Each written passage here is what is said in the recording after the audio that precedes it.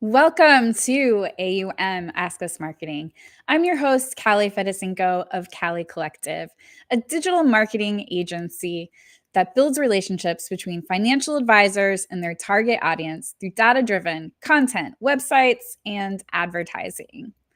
Our episode today is brought to you by the FPA, otherwise known as the Financial Planning Association. The FPA is a great resource center providing education, support, and networking opportunities for financial advisors like you. I describe our guest today as the Oprah of the financial planning industry. With deep roots in advising and a true passion for knowledge sharing, Michael Kitces has built a go-to resource hub for financial advisors, offering the kind of insights only an insider could provide. We're thrilled to have him on today to dive into his latest research on advisor marketing. So please join in welcoming with me, Michael Kitces. Hello, Callie. Appreciate the opportunity to join you today. Yes, I am beyond thrilled to have you on here today. Absolutely. Absolutely. We get to nerd out on marketing for a little. Yes, which is my favorite thing to do. Absolutely. Absolutely. So where would you like to start? Where shall we go today? I know. Okay, so I've only got you for 30 minutes, and I want to jump into the questions on everybody's minds, which is dogs or cats? Oh, dogs. I am definitely a dogs person. Nothing against the cats as far as they didn't like me first. So I just kind of stay clear of them. So very much a dog person.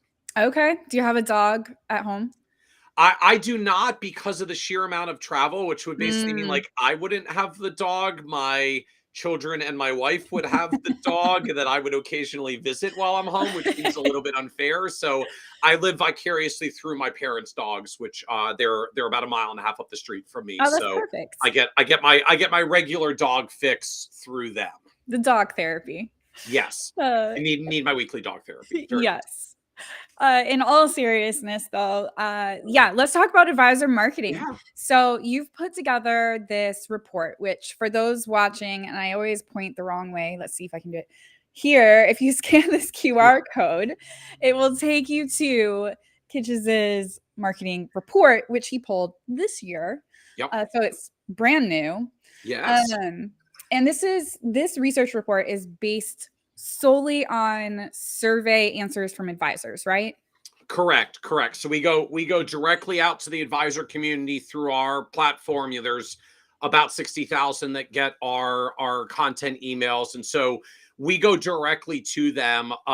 There's a pretty rigorous screening process that we do behind the scenes to try to make sure they're really advisors. They're really in practice. It's not a brand new practice. They're actually in a position to know what their numbers would be, and that they're not like guessing on numbers that they wouldn't have access to. Right? You don't talk about your firm level numbers as $1 billion firm if you're like down here as a paraplanner. I value what you do, but you probably don't have all the data.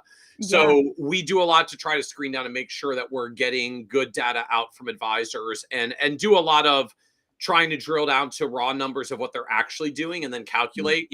We have found through the years things like, when we ask advisors what their growth rates are, we get a little bit overly optimistic sometimes. Like we got to remember the successes, not the failures. So we see things like, how many clients did you have last year? 100. How many clients do you have this year? 105. What was your growth rate last year? 20%. Yes. But it went from 100 to 105. Like that's 5%.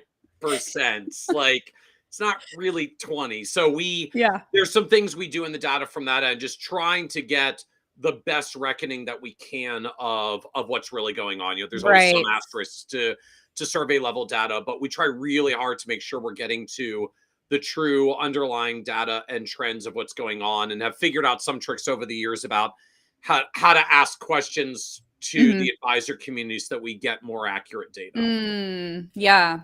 How many advisors took the survey? So we have a couple of numbers that we report and track on this. So the starting point is just how many advisors like got the survey and engaged at some levels. Like at least they started into the survey. Right. In total, we had about 1,000 that engaged with the survey. fewer than that complete it, and then fewer than that satisfy all the screening criteria that we have Mm, about whether this is actually a good usable response. So we finished with mhm. just under 500 advisors that we felt we had good complete data from someone in the firm that could report on that data with enough detail about the data that we could Yeah. actually report and describe out on it. Right. Something that you said in this report is a first priority for advisors is to make marketing a critical operational component within the practice.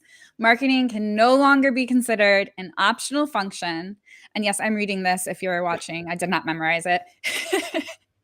um, that is It's a good tagline to memorize. Like, you should hold on to that. Yeah. it is good. And then you go on to say that it's not something you can do when you only have time to give it attention. It's something that has to continue actively participating in it. Um, what would you say? Oh, and then you also said to grow, they have to invest for growth at a cost of current income or profits to the owners. Based on your research and taking that into account, what percentage of revenue are advisors spending on their marketing? So we break this out in two ways. If you look at a traditional industry benchmarking study, Mhm. right, where we ask everyone's revenue and then like all the different things that they spend money on their line items, Yeah. you find that most advisory firms spend something around 2% of their revenue on marketing. It's not a terribly big number. You look Yeah. at most other industries and you're probably anywhere from like 8 to 15%, depending on how growthy the industry is. Now, Yeah. the caveat to this is we think that most advisory firm P&Ls are actually a really bad way to understand what they spend on marketing, Mm. because what most of us do, what most of us are trained in, if you've been in the business for Mhm. any period of time, you tended to start in an eat what you kill environment if you're in like a firm owner position where you're responsible for business development, Right. in which case technically we didn't really do a lot of marketing. We do a lot of just sales and direct prospecting, Mm. right? You Mhm. cold Mhm. call and cold knock. Eventually you like network and build relationships with centers of influence. You do a lot of other Right. stuff. That's effectively, that's all time based. Right. And so a lot of advice firms like, well, I spend 2% of my revenue on marketing, but I expect my lead advisors to spend a quarter of their time doing business development. Right. We'll say like, well, okay, your advisors might get, I don't know, 40% of your revenue in Mhm. top line advisor comp. If a quarter of their time is being spent on business development, then 10% of the 40% isn't really advisor expense, it's marketing expense. Right. Your real number is not 2%, it's like 12. It's just Mm. the 12 is 2% hard dollar, 10% soft Mhm. dollar cost on your marketing. And that's Right. effectively what we find in our data is once we start to normalize it that way, Mm. once we start to reflect what is hard dollar spend versus soft dollar spend, suddenly we see this much higher level of marketing spend for advisory firms, Right. where even relatively kind of lean spends on marketing might be 6 to 8%. If the Okay. firm is more growth oriented and investing into marketing for growth, we'll often see numbers that are up in the 10 to 15% range, Mm. which frankly just Mm. puts you more in the neighborhood of what most businesses spend at the Mhm. end of the day to make new revenue come in. Like, you can't totally just sit there and wait for the phone to ring. Right. You at least have to put some resources or effort into some combination of marketing and prospecting. But Right. most advisory firms, I think just a function of kind of how we're trained in the legacy for most of us coming into the business, we don't actually tend to approach it as a marketing function. We Mhm. tend to approach it as a time-based prospecting function that we then Yep. try to sell and close. And so Yeah. it doesn't show up in the marketing line, it shows up in the advisor comp line, even though it's really a marketing expense. Right. I would agree. That's what I've experienced working with advisors. Yep. So along the same line of thinking, the Small Business Association recommends that if you have revenues under 5 million, you allocate 7 to 8% of your gross revenue towards marketing and advertising. So with your research, did you find that an advisor should spend a different percentage based on the amount of revenue they have, or is it just purely if they're growth minded? There's a little bit of each.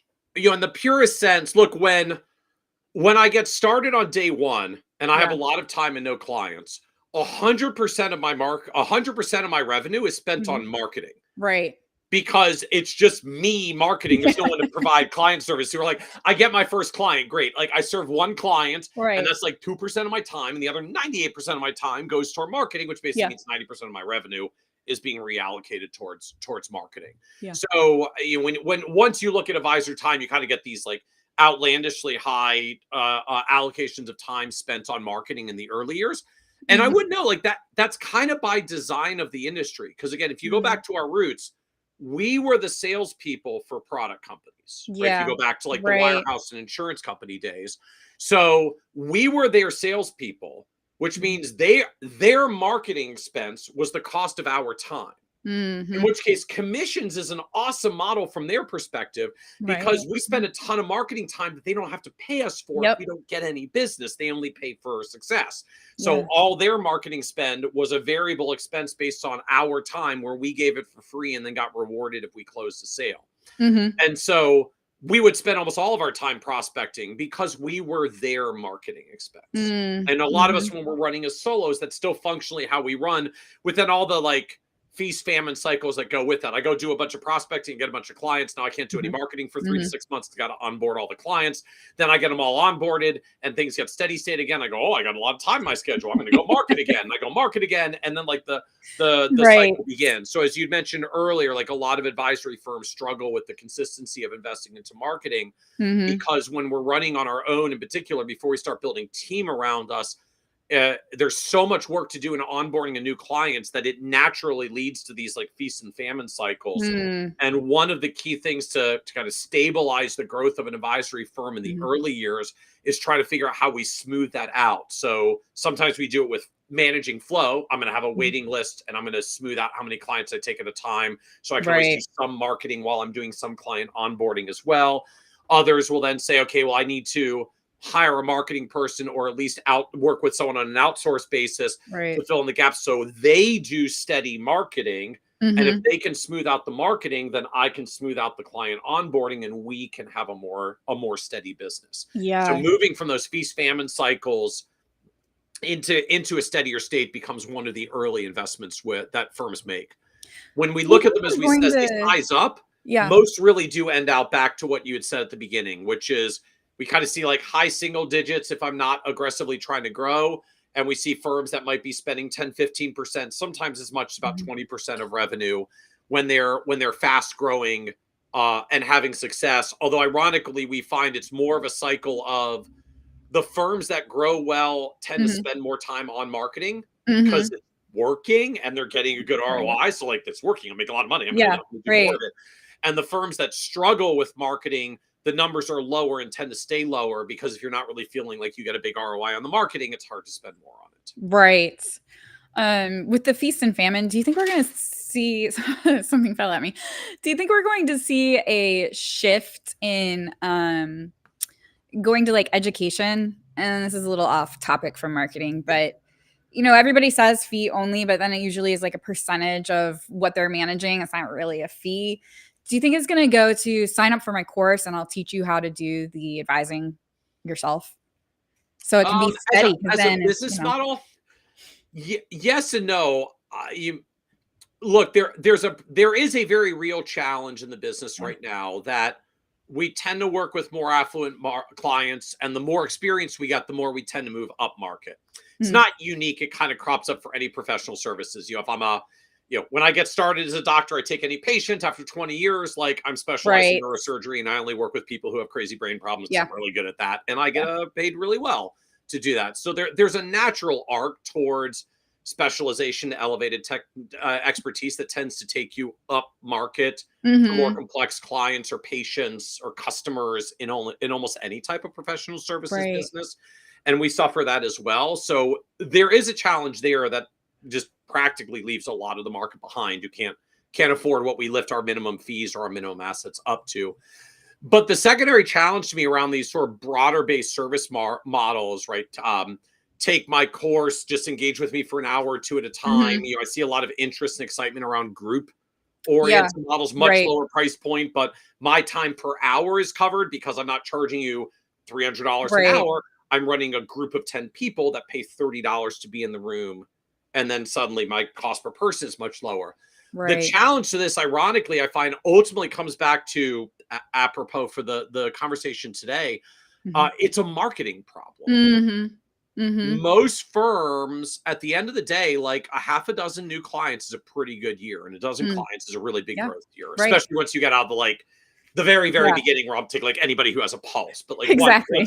once I'm like trying to focus in on reasonable clients that fit my practice, Right. for most firms, like again, a half a dozen clients is a good year. A dozen clients is an amazing year for an individual advisor. So if you're Mhm. going to run a group model where I'm getting $300 an hour because 10 people pay $30 and I want to fill my calendar for the year, it's like, cool. So all I do need to do is get like 1,000 people that pay Mhm. $30 a piece, and I can Right. do $300,000 of gross revenue and have advisor comp overhead and a profit margin for clients. Cool. Anybody know where to get 1,000 clients? Because I'm Right. working on number 7 here.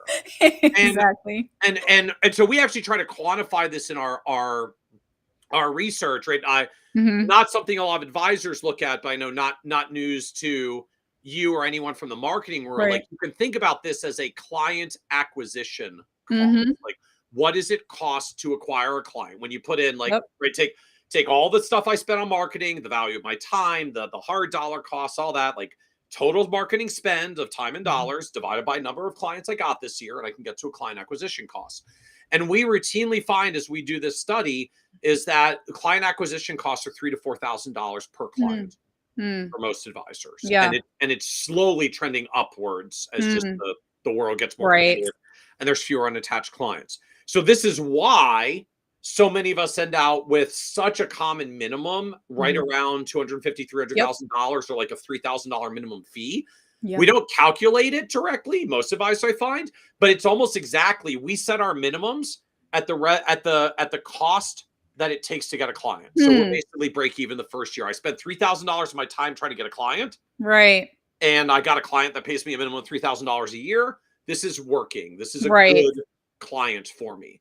Yeah. And so on the one hand, if I'm charging $30 a head in group classes and it costs me $3,000 a person to get them in the door, I'm going to go broke really, really fast. Mhm. Right. And a Mhm. fundamental principle, if I'm going to do group classes at $30, I need to get my cost of people in the door Yep. Lower. under $30 so I Right. can make a profit.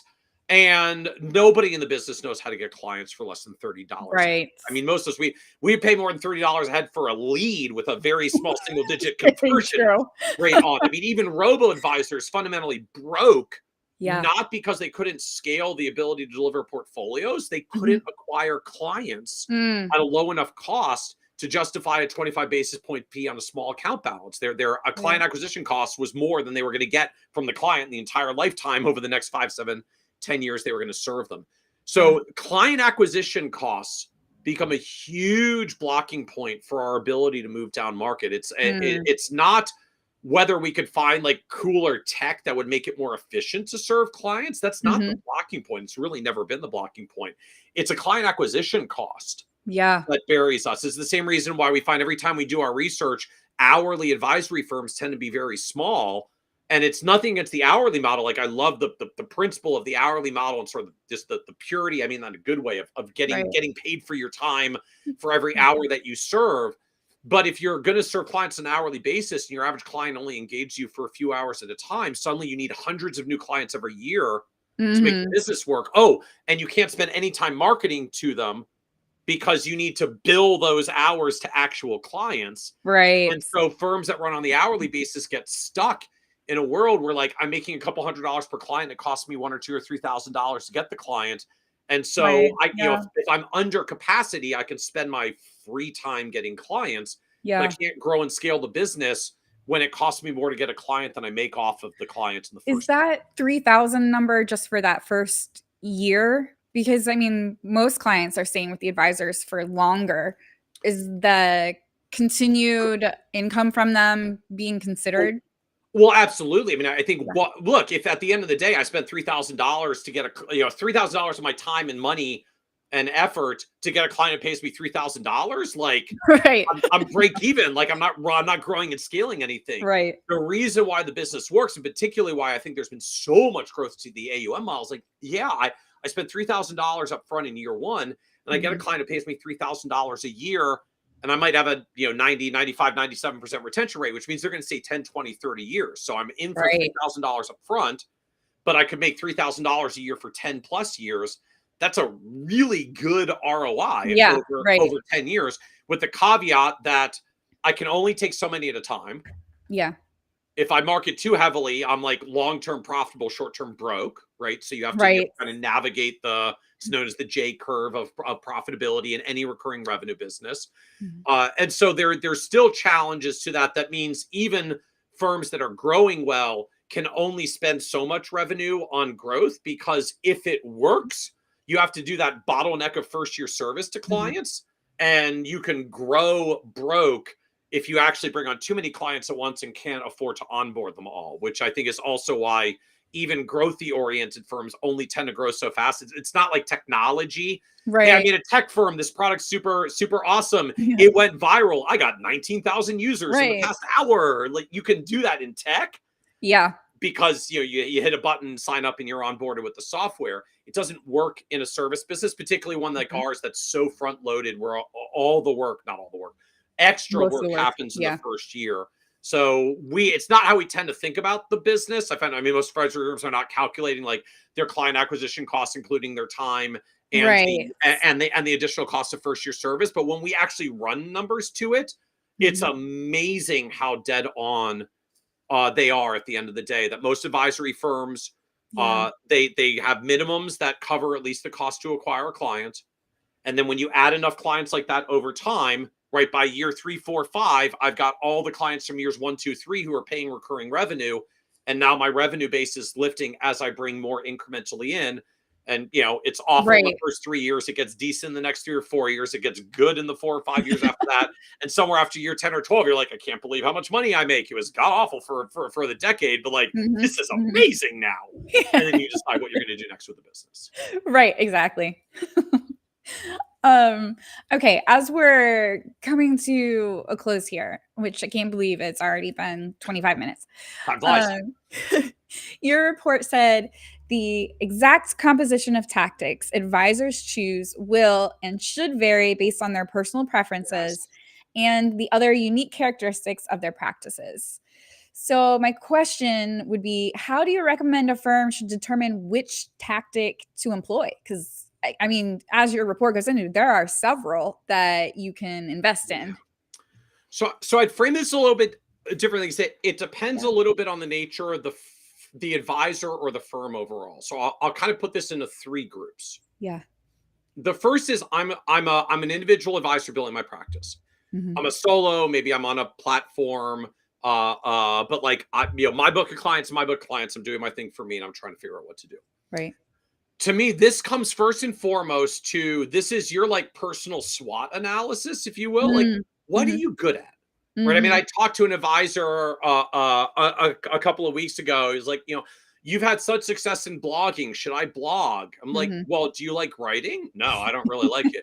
Maybe blogging's not for you. What do you like doing? Well, like, I love talking to people. Have you considered podcasting? Right. Like, do the thing that's good for you, right? So like you love being in front of audiences, video, seminar marketing, Mhm. educational events, awesome. If that sounds horrible for you because you'd rather just like hang out in front of your computer, cool. Like try blogging and like writing on the internet Right. and posting your thoughts out there. Are you better in small, intimate groups than like big, large groups? Okay, center of influence approaches Mhm. like intimate client appreciation events, intimate marketing events.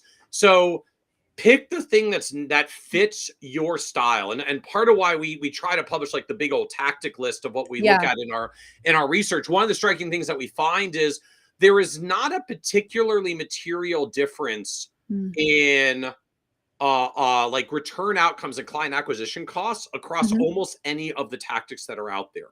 They're all in a fairly consistent range with each other, which to me Okay. effectively says you can do anything to get reasonable clients. The Yeah. ones that tend to go badly are when you pick a thing that just isn't aligned to your natural skill Right. set, because then it's like pulling teeth on yourself all Yep. the time. And then if you find a thing that really works for you, it kind of grows and builds momentum, and you go off to the races. Right. For So that's solos. If I'm a mid-sized firm, Mhm. right, I've got multiple advisors that are all doing their thing, and I'm trying to support them as an Mhm. advisory firm.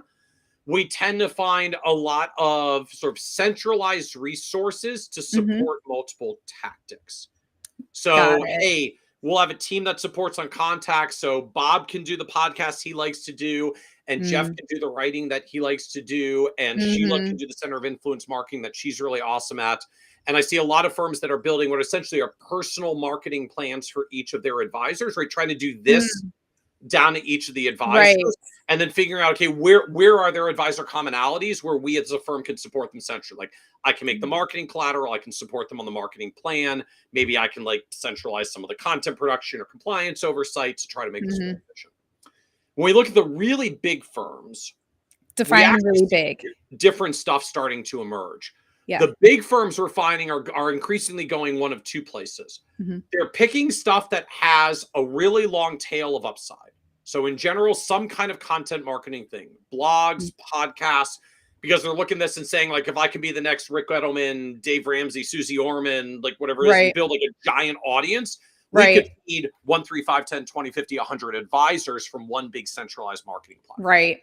The other thing that we see them doing because they're really hungry for growth, and just you need a lot. If I want to grow $100 million firm by 10%, I need 10 Mm. million. If I want to grow a Mhm. $1 billion firm by 10%, I need Mhm. 100 million. If I want to Right. grow a $10 million firm by 10%, I need a billion. So Right. the numbers get really big, which means at some point it becomes a volume game. And so Mhm. the other thing that we see large firms doing a lot more is proactive paid lead generation. Mm. So paying solicitors, custodial referral programs, some of the paid Mhm. lead gen platforms out there like Zoe, Data Line, Smart Mhm. Asset, and the like, because they're looking saying like, okay, we need to amp up our spend. So if I spend 100 grand, I get this. If I spend a million, I get this. If I spend 2 million, I get that. Right. And if I'm doing 100 million of revenue, like, okay, a couple $1 million of marketing spend is a normal marketing budget at that size, Right.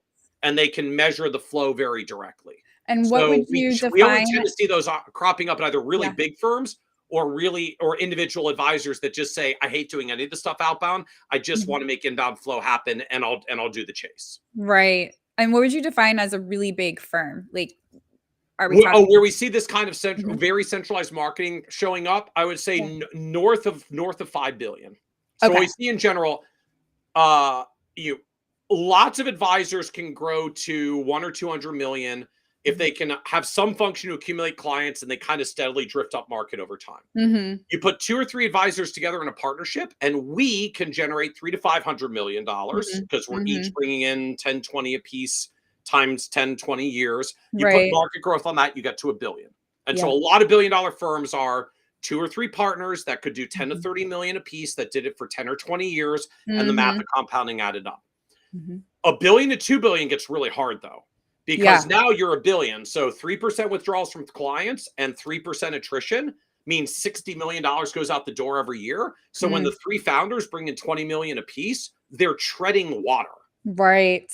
And maybe market is lifting you, but now it's a really slow grind to 2 billion. And by the time you get to 2 billion, now it's 120 million out the door at 6%, going out 3% for withdrawals and 3% for attrition. And now the firm is even breaking even on marketing lift. And we see a lot of firms that basically stop growing in the 1.5 to 2.5 billion range because they hit this. The Mhm. ones that come through successfully in the other end tend to be the ones that figure out how to say, okay, we can't do this one advisor at a time. It's not Mhm. scaling. And frankly, Right. we hired a lot of advisors who are great at service, not great at business development. Mm. So it's hard to train them to do it. And so they start to centralize the marketing, build Mhm. more scalable systems to take the next stage of marketing. By now you've got 20 plus million of revenue, so you can really invest in that meaningfully. Yeah. And we see a set of firms north of 3 billion of AUM. Their growth rate starts to pick up again as they reinvest. And by the Mm. time they're north of 5 billion, they're often in a very different kind of marketing structure than where a lot of firms started with, Right. one or several founders doing it one client at a time. Yeah. We did get a question in for you. Great Yeah. information. Where does client retention play Mm. into the client acquisition expense situation? Doesn't it make more sense to spend on keeping clients and perhaps getting more of their wallet? So, yes and no. It depends where you are in the first place. Mm. So a lot of advisory firms already sit somewhere in the mid 90s on retention rate, 95% plus or minus a Mhm. point or two. We see some of the larger firms that have really reinvested their value proposition already at 97%.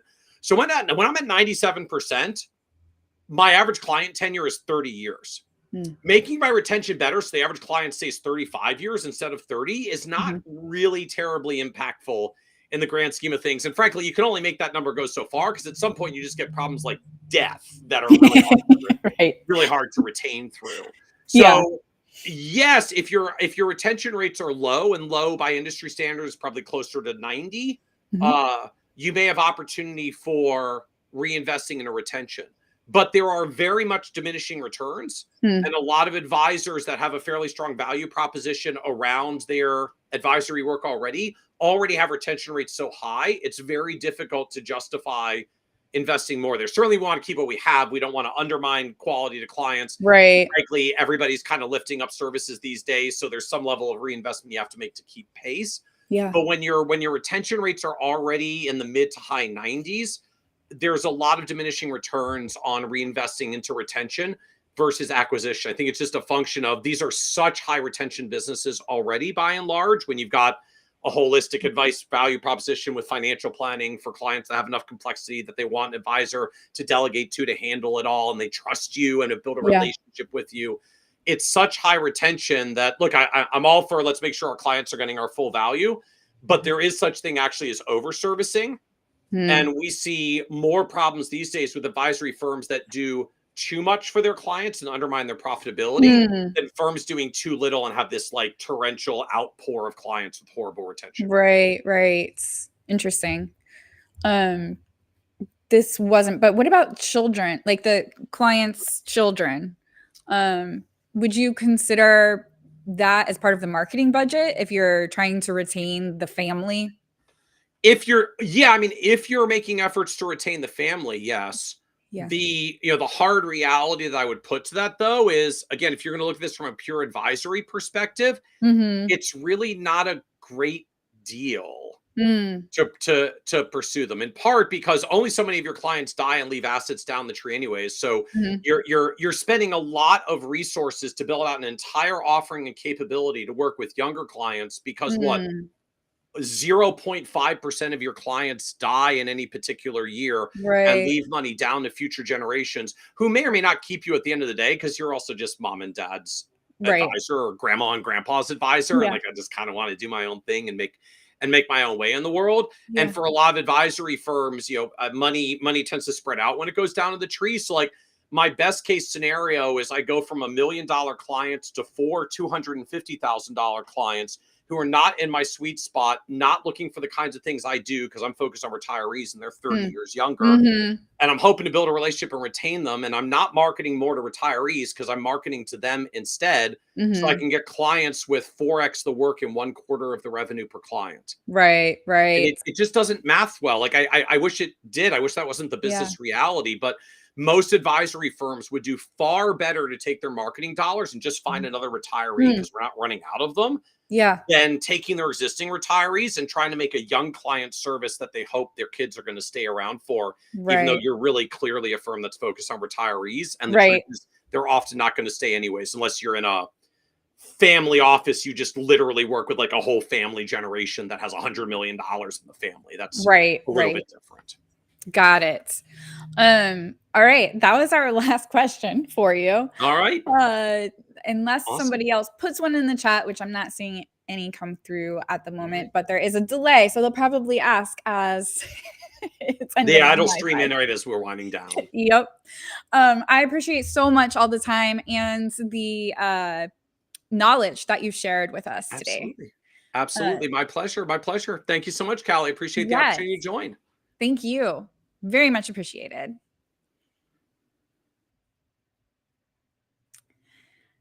So, if you want to find out